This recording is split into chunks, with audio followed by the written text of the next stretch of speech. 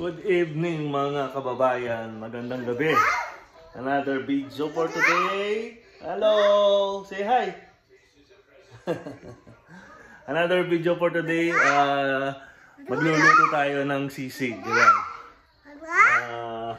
Request nila. Magluluto daw ako ng sisig. Ng mas ng baboy. So, samahan nyo ako abang magkukwentuhan tayo.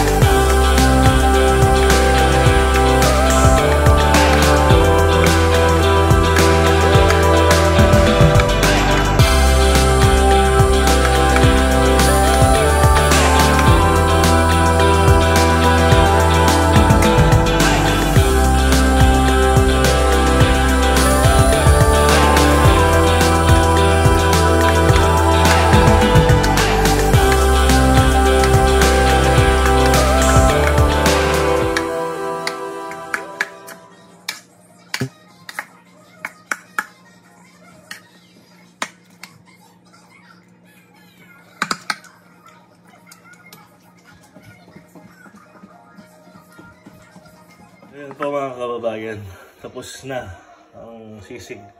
Bali, ano lang yan, maskara. Kaysa sa bumili ka sa labas, $35 ang ginastos ko lang dito, siguro mga $15. Ayan. Sisig Kapampangan to. Original sisig. Gumamit lang, pagkakaiba lang to, gumamit akong Reno. Kasi yung sisig Kapampangan, gumagamit talaga ng chicken liver. Ayan. Tapos ano ko na lang to, parang isasangag para magalo yung lasa. Medyo, ayan. Ang tawag doon. Yan ang ginawa namin kahapon ni Macy's. Hindi ba namin yung mga posisyon. Tapos, yan, nag-request ng sisig. Ngayon, buti lang mayroon akong stock na maskara sa freezer. Masakit lang sa nagsisisig talaga. In air fryer ko lang pala siya. Masakit lang sa sisig talaga sa hiwa. Kaya matagal din.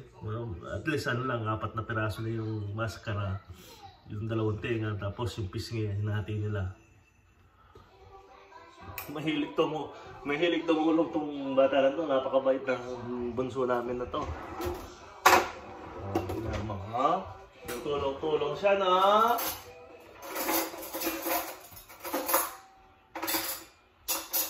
Give me that. Thank you. Give me that. Nasa isang medyas mo. Saan mo sa medyas mo? Wala na ng medyas, malamig yung semento. Ako na lang dyan, mapapasok yan. Ako na lang dyan. Thank you. Bye-bye. Ay!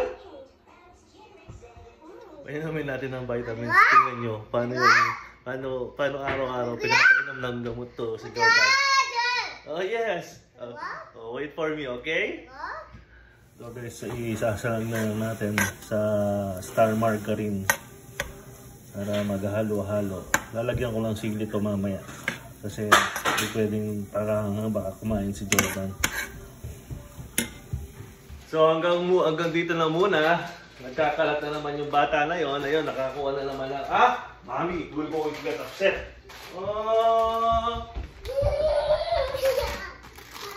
Just one. Just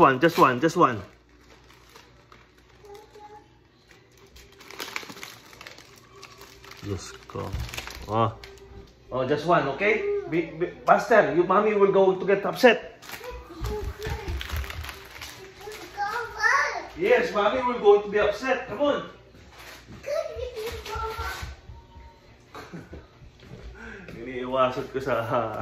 Iniiwasan ko ng kumain ng sweet. Ayaw ng nanay niya. Pagka nakakita siya ng sweet, talagang mag-aaway kayo. So hanggang dito na muna guys yung vlog ko na ngayon. At least napakita ko sa inyo yung paggawa ng sisig. So wala tayong Ay siya nga pala, update tayo. In-email na ako, bukas bibigay na yung offer letter sa akin. Mag-i-start na tayo sa bagong trabaho natin. Which is okay lang na medyo less ng $2 ang in-offer sa akin. Pero sabi ko nga sa sarili ko, this is the opportunity to make a new career in my